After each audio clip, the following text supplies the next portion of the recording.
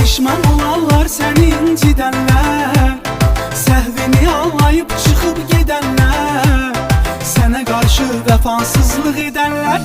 Gün gələr ki xatırlayarlar səni, hələ çoxdur sənin